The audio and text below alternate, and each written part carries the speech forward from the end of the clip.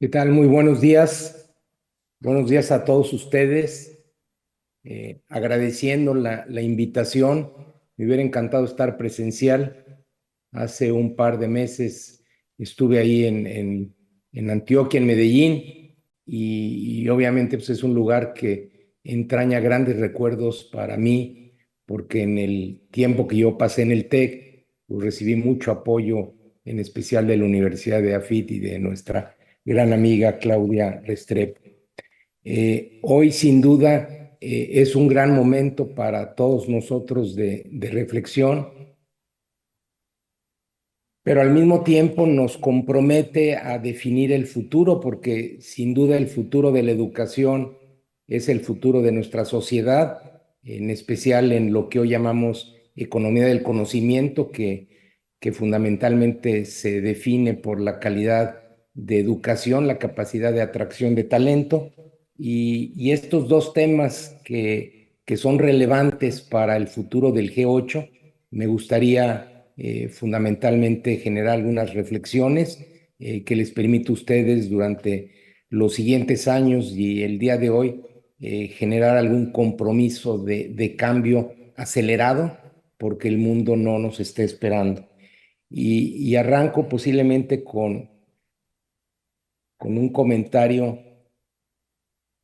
donde hoy vemos, si viéramos todas las áreas de la sociedad, todas están en cambio exponencial, pero a veces yo me pregunto cuáles son las que requieren mayor velocidad o las que están más atrasadas, y a mí me da pena que en realidad la educación y los gobiernos son los que están presentando mucho más atraso en la definición del nuevo orden de gobierno mundial.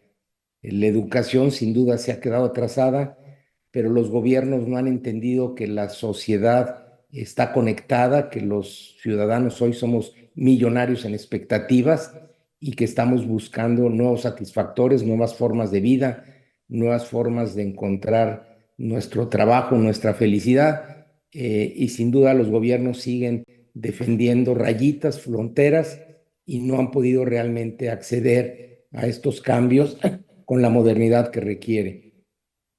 Y una prueba para lo que estoy comentando: si ustedes ven, este es el cambio prácticamente en los últimos 100, 150 años en lo que es comunicación.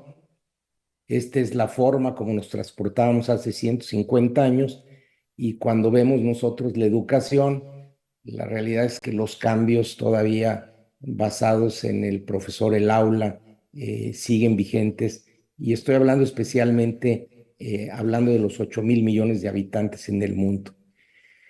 Y esto, pues al final, se nos olvida que la Tierra prácticamente ha tenido puntos de inflexión en un muy corto tiempo. Todavía hace 500 años pensábamos que era plana, y la llegada de Colón pues, nos cambió el paradigma.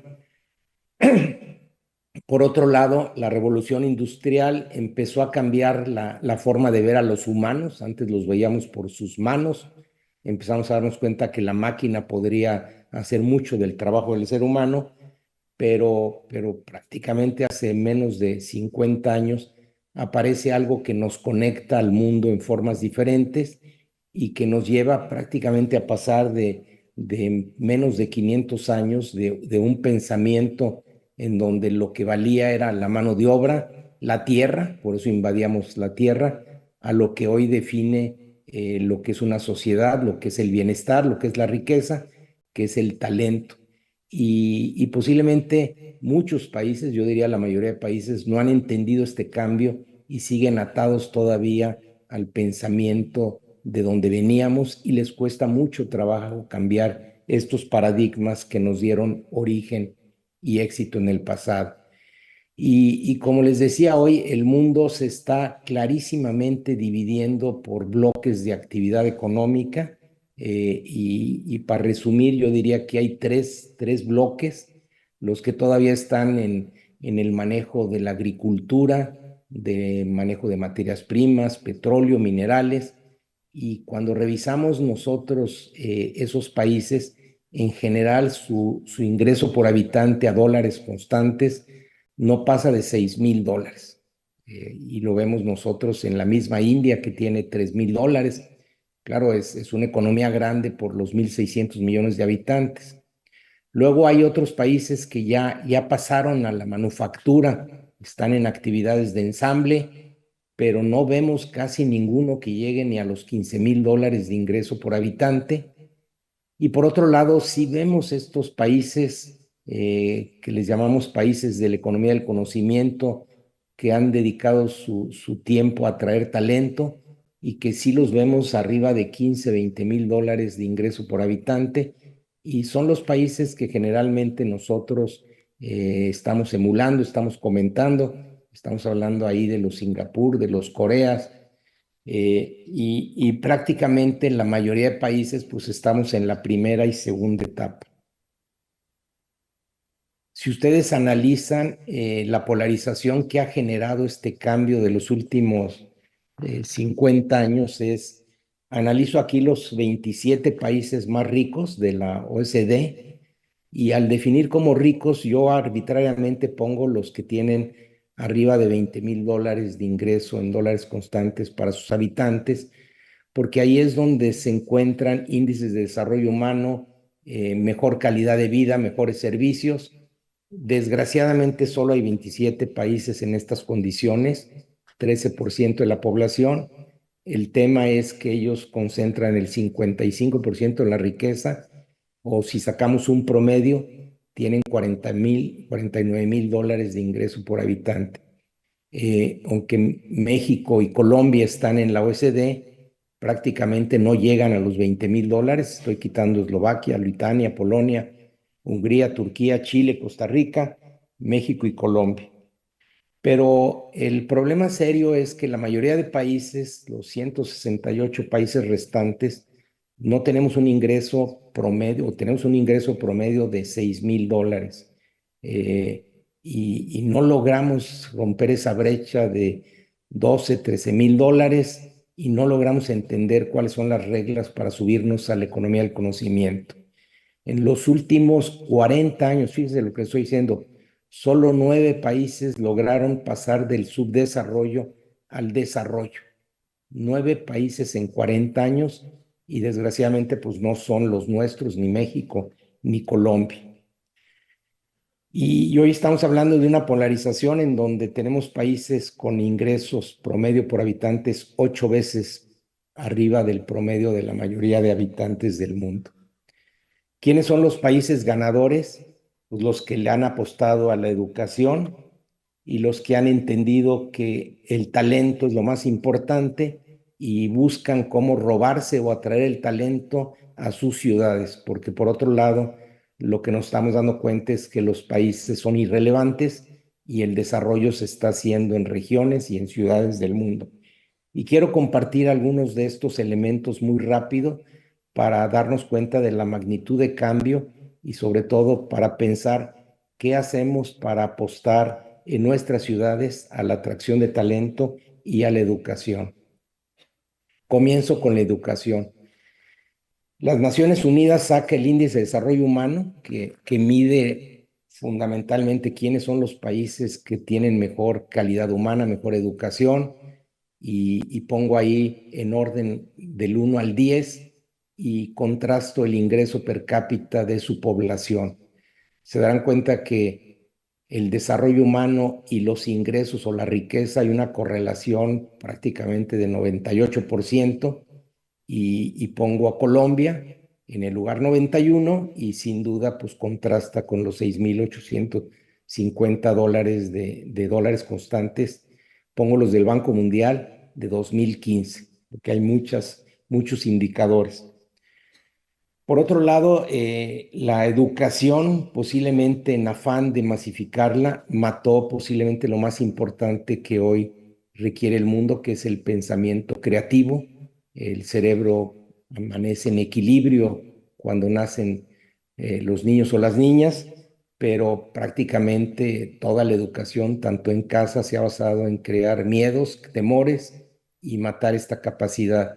Y simplemente para ejemplificar uno de los estudios que hizo Jorlan y Bert Jarman, ellos utilizaron un clip de papel para para probar el nivel de genialidad de niños y jóvenes a distintas edades y determinaron que en preescolar había una genialidad, pero que esta genialidad con la misma prueba prácticamente desaparecía 20 años después.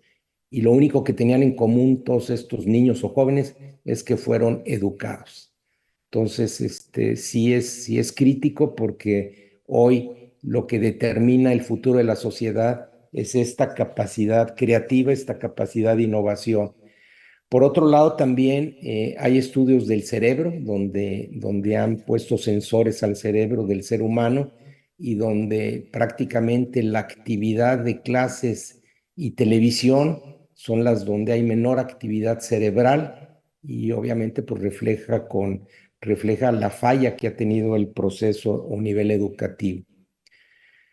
Por otro lado, cuando vemos todos los estudios de lo que los empleadores requieren de los egresados de las universidades, siguen hablando fundamentalmente del pensamiento crítico, habilidades para poder transitar en la vida, los soft skills, resolución de problemas, liderazgo, comunicación oral, escrita, pero seguimos nosotros pareciendo que lo estamos preparando para el trabajo, cuando en realidad hoy, si lo vemos, estamos preparando estudiantes para empresas que no existen, para tecnologías que no se han inventado y para resolver problemas que no hemos detectado. En los próximos 5 años, fíjense lo que les digo, se van a generar 15 trillones de dólares de nuevos satisfactores que hoy no existen y que el consumidor o el ciudadano mundial va a acceder. Y no quiere decir que va a tener esa cantidad de dinero, sino posiblemente la mitad va a ser mortandad de satisfactores o empresas con las que ellos consumen. Y 15 trillones de dólares equivale más o menos a 30, 40 veces la economía de Colombia, para dar la magnitud del cambio, de las oportunidades, pero también de los riesgos para aquellas empresas que sigan no queriendo reinventarse. Y ahorita vamos a hablar más adelante de los liderazgos jerárquicos obsoletos que también tenemos y que es un desafío para las universidades preparar y vivir con los nuevos liderazgos que se están requiriendo. Al final, la educación requiere alinear una infraestructura del siglo XVIII, que es la que hoy seguimos en la mayoría de escuelas, con profesores del siglo XX que pareciera que nos tenemos que adaptar a ellos y alumnos del siglo XXI que requieren nuevas habilidades e inclusive en muchos temas están mucho mejor preparados que nuestros profesores. Y los países ganadores, como decía, son los que le peguen a la educación y saco el tema de atracción de talento. Si nuestras ciudades y Medellín y Antioquia no logran ser atractores de talento, porque hoy somos, además de no producir suficiente talento, somos exportadores.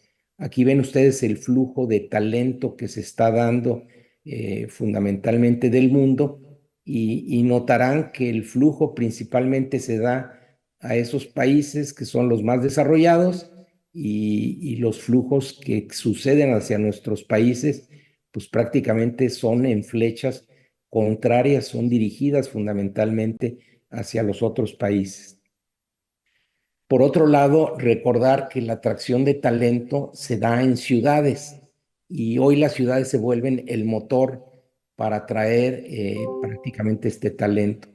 Este es el ranking de QS Ranking de las mejores ciudades para estudiar. Son las 150 que ellos ponen. Medellín no está en las 150 que ellos rankean.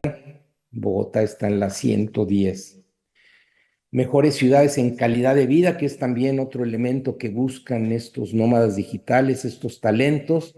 Nuevamente Bogotá aparece en 129 y en esta tabla de Mercer no apareció Medellín, que es importante también estar seguro que están midiendo nuestras ciudades para que puedan también estar en los rankings que están definiendo mucho de esto. Por otro lado, sí quisiera yo hacer una reflexión a todos ustedes que a pesar de ser 8.000 millones de habitantes, posiblemente el recurso más escaso que tenemos en el planeta son líderes. y ustedes lo ven cuando vemos hoy quienes dirigen los 20 países más importantes del planeta. Yo les preguntaría, si ustedes tuvieran una empresa, ¿quién de ellos les gustaría para que dirigiera su empresa? Y posiblemente no encontrarían más de 3 o 4. ¿Y qué es lo que está pasando? Vivimos una crisis de liderazgo, posiblemente es el mayor reto del mundo. Y la pregunta es, ¿por qué no nos estamos dando cuenta de esta crisis? Y no nos damos cuenta porque la mayoría somos muy parecidos. Volteamos a ver y somos líderes parecidos. Yo recuerdo en el foro de Davos en 2015, ya hace 9 años, que rankeamos los retos de la humanidad y a mí me llamó la atención que salían, no están en orden, son igual de importantes todos, pero que salió que no hay líderes para enfrentar los retos de la humanidad. Entonces, si no hay talento para ello, pues entonces, ¿cómo vamos a enfrentar todos estos retos? ¿Y qué es lo que está pasando? Que lo que yo les decía, en el futuro solo van a existir dos tipos de organizaciones. Y recuerden que cuando yo hablo de futuro puedo hablar de 30, 40 años, porque hay empresas que tienen posiciones dominantes, oligopólicas en muchos países, pero va a haber organizaciones o son rápidas o se van a morir. Y hoy lo que estamos viendo es que muchas empresas no se están muriendo, pero cuando ustedes ven el valor económico en la bolsa de valores de estas empresas, cuando son públicas, van perdiendo y perdiendo valor. Y hoy estamos viendo que las empresas que están en tecnología, que están viendo a futuro, pues están generando valores económicos que no logramos ni percibir. Estamos viendo que esta crisis de liderazgo se da porque la velocidad del cambio nos obliga a reinventar el liderazgo para ir más rápido, y hoy los liderazgos que aprendimos, que emulamos de los últimos 300, 400 años, liderazgos de corte jerárquico, nos llevan a organizaciones eminentemente muy lentas. Estamos viendo que los años de vida de una empresa, que eran 90 años hace prácticamente 80, 90 años, hoy no son más de 10, 12 años.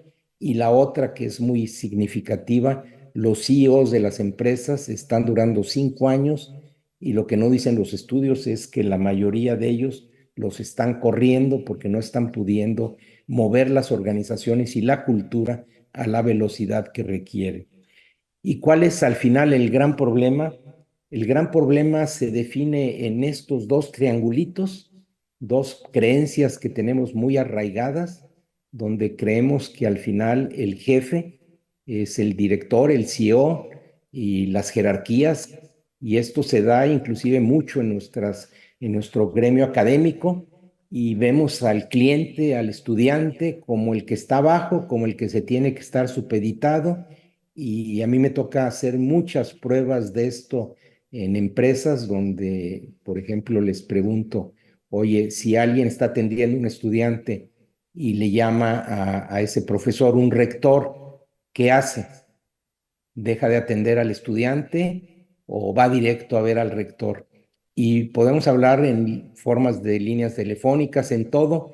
Hoy la gente ve al líder, al rector, al jefe, al director de una empresa como el jefe. Y lo que es una realidad es que hoy el consumidor, como les decía, es millonario en expectativas, ha visto todo, desgraciadamente su bolsillo es muy limitado, y hoy son los clientes los que determinan el futuro de las organizaciones e inclusive el futuro de nuestras universidades. Pero ¿qué pasa? Que tenemos que poner al líder al servicio. Al líder tiene que demostrar con su ejemplo que está al servicio de los demás, y mostrar con su forma y actitud que se viven los valores de invertir la pirámide de una organización de la que mucho hablamos. ¿Qué pasa? Que al final la organización basada en jefe, jerarca, pues es muy lenta y tiene muchas actividades que alguien tiene que pagar por ellas, que generalmente es el cliente, y que si el cliente encuentra quien se las quita, pues simplemente las abandona por organizaciones más rápidas. Estas organizaciones que heredamos y que posiblemente nuestros países, más del 90% están llenas, tenemos líderes que se sienten privilegiados por el poder de mando, que generalmente tienen la posibilidad de correr a las personas que reportan a ellos y por lo tanto inspiran temor porque la gente pues cuida su trabajo y requieren empleados, requieren súbditos y escucharán mucho, mucho la palabra yo decido, yo hice, yo todo y prácticamente pues estas organizaciones son las que al final no van a poder reaccionar al cambio y donde tengamos un líder de estas características, yo le digo a la gente tengan cuidado porque están poniendo en riesgo el futuro y si la empresa la valorizaran, seguramente está perdiendo valor. ¿Qué pasa en una organización en donde el líder declara que está al servicio de los demás y que inclusive hace que los que le reportan lo evalúen periódicamente y puedan definir el futuro de ellos? Generalmente inspiran confianza, pero requieren la mentalidad de emprendedores, la mentalidad de dueños, donde las decisiones las toman colectivamente y donde creas células de independencia para poder operar con velocidad. Y simplemente estamos hablando de que las primeras organizaciones trabajan en mejora continua. Muchas también universidades estamos enseñando qué hacer para mejorar los estados financieros, para mejorar las actividades, los procesos de producción, la, y eso no deja de ser importante, pero si realmente no nos movemos a un cambio y a una mayor velocidad, pues la probabilidad de subsistir o de generar valor. Y este también es un gran reto en las universidades porque ustedes se van a dar cuenta que lo que crea valor hoy son los intangibles y mucho de este valor de los intangibles no lo estamos enseñando en los programas y lo comentaba hace rato Mauricio, los estudiantes quieren realmente muchos de lo que ven en el mundo a futuro, pero que no están en nuestros programas de corte académico.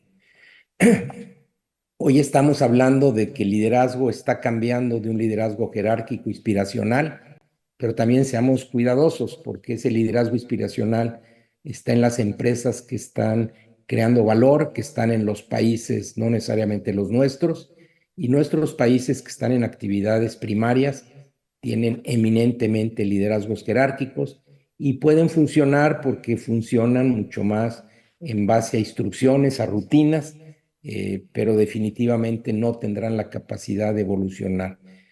Trabajan en mejora continua, pero difícilmente tienen una población dedicada a innovación y cambio.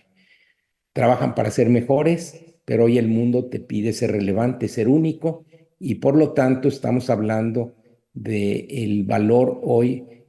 Quiero dar un par de ejemplos para dar idea de la magnitud del cambio que estamos hablando. Tomo estas empresas, empresas de las más valiosas, donde la primera columna es su patrimonio económico, lo que le llamamos el valor contable, el capital contable que tienen, diríamos es lo que los accionistas hoy tienen en sus balances de la empresa. Y cuando ven el valor de la acción de estas empresas, Apple vale 54 veces más su capital, Microsoft 15 veces, Amazon 9. Cuando ustedes revisen las empresas de países como México, Colombia, la mayoría valen lo mismo o dos veces, pero es difícil ver empresas que valgan el doble del capital. Quiero decirles esto, que seguimos todavía siendo empresas basadas en activos físicos que se tocan. Inclusive, pues los mismos bancos no te prestan si no tienes activos. Pero fíjense, les enseño un par de ejemplos. Las dos empresas más valiosas de Latinoamérica son Mercado Libre y Nubank, fundada por un colombiano, y la comparo contra el BBVA Global, es la operación en todo el mundo, ese es el capital. Mientras las dos primeras operan con 4 o 6 billones, 6.000 millones de dólares, eh, el BBVA en un banco tradicional exitoso, requiere capital pues 8 o 9 veces más. Y vean lo que valen las empresas. Mercado Libre al día de ayer valía 107.000 millones de dólares y Nubank 73.000 millones de dólares. No hay ninguna empresa ni en México ni en Colombia que tenga ese valor y todas tienen una característica. Fueron fundadas hace menos de 10, 15 años y vean lo que están generando. 29 veces el capital invertido, 12 veces Nubank, y un banco tradicional exitoso no logra ni el valor del capital contable. ¿Qué es lo que le estoy diciendo? Que el valor de los intangibles es lo más importante. Y este valor de los intangibles prácticamente es a lo que debíamos dedicarnos a enseñar en las universidades. Si seguimos enseñando los balances, si en consejos de administración seguimos viendo los balances, los estados de resultados, ahí no está la creación de valor. La creación de valor está en los intangibles, en las marcas, en su cultura, en su gente, en la capacidad de reinventarnos. Piensen ustedes en la empresa más valiosa, Apple. Si nos quisiera dar los mismos celulares con los que arrancaron hace 15 años, pues simplemente la empresa no tendría ese valor. Y seguramente en los siguientes 2 meses nos va a sorprender con la innovación, porque además si no nos sorprende, pues no le vamos a querer pagar los $1,200 que nos cobra por su teléfono, y que seguramente nos va a querer cobrar $200 más en el siguiente modelo. Vean también el valor de los intangibles.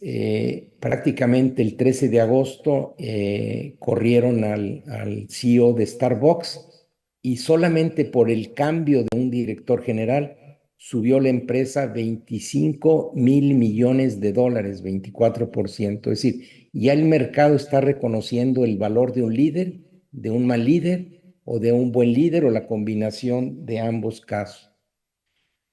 ¿Qué debemos hacer? Que esta posiblemente es la reflexión, y muchas de estas reflexiones, sin duda, el rol en la universidad es importantísimo, porque mucho de lo que hoy estamos preparando pues no va en línea con esto. Hay que reinventar el liderazgo para ir más rápido, o no habrá futuro para nuestras ciudades, para nuestra población, y seremos y seguiremos continuando siendo exportadores. Al final, cuando ustedes ven, al final la fórmula para prosperar es muy fácil. La realidad es que si no tenemos emprendedores y empresas, no existen nuestros países. Los gobiernos viven de impuestos que generan ellos, y las empresas, ustedes lo saben, lo que hacemos es atraer, retener y desarrollar talento para poder ofrecer nuestros productos y servicios. Y exactamente ese es el rol de una ciudad, de un país: generar los atractores, los retenores y los desarrolladores de talento. Y esto no hay otra fórmula más que universidades, centros de investigación, ciudades muy, muy divertidas y ambientes amigables. Son estos tres pequeños ingredientes los que determinan. Y déjenme enseñarles algunos datos que les va a revelar la magnitud de lo que estoy hablando. El futuro sin duda va a ser para los países que impulsen el emprendimiento. Colombia tiene una capacidad de emprendimiento altísima, pero prácticamente en las encuestas, cuando preguntas qué tanto apoyo reciben los emprendedores del sector privado y del sector gobierno, es de los más bajos del planeta. El talento y ciudades sostenibles. Si se concentran en Antioquia, en Medellín, al emprendimiento, a desarrollar y a crear ciudades que atraigan el talento, divertidas, les aseguro que el futuro para nuestra ciudad va a ser enorme. Al final requerimos un liderazgo para un futuro más humano, un liderazgo por influencia, un liderazgo para servir, y creo que ese es el reto que tenemos, y que tenemos también que hacer cambios en los procesos de gestión de nuestras universidades, porque nosotros no hay forma de predicar este liderazgo si nuestros sistemas de gestión no están en esta línea. Yo recuerdo mi primera actividad cuando fui presidente del TEC de Monterrey en Davos. Me reuní con 25 presidentes de universidades. Ellos estaban extrañados que yo venía del mundo empresarial, todos eran de corte académico, todos me preguntaban de qué era mi doctorado. No tengo ni doctorado. pero lo que me llamó mucho la atención es que me preguntaron que qué me había llamado de atención entrar al mundo académico y les dije, me llama la atención que todo lo que predicamos o enseñamos no lo vivimos con el ejemplo en las universidades. Y hubo una carcajada de los 25 presidentes diciendo todos, bienvenido al mundo real. Y yo los veía y decía, esa carcajada no debía de existir, porque yo no creo que el liderazgo sin imitación, sin ejemplo, puede generar los cambios a la velocidad que requiere. Estuve yo, como les comenté, en Medellín hace un par de meses con EAFIT, con mi amiga Claudia Restrepo y con algunos empresarios, y presenté este libro que habla de lo que un líder no debe delegar y que hoy generalmente delega por estar metido en la operación. Y este libro lo presenté también en Colombia con un prólogo de Felipe Bayón y es una buena lectura para reflexionar sobre estos temas de liderazgo que estoy hablando. Pues con esto yo les invito a que sigan con este esfuerzo de trabajo colectivo del G8 y que traten de reinventarse a una mucho mayor velocidad. Muchísimas gracias. Gracias al señor Salvador Alba.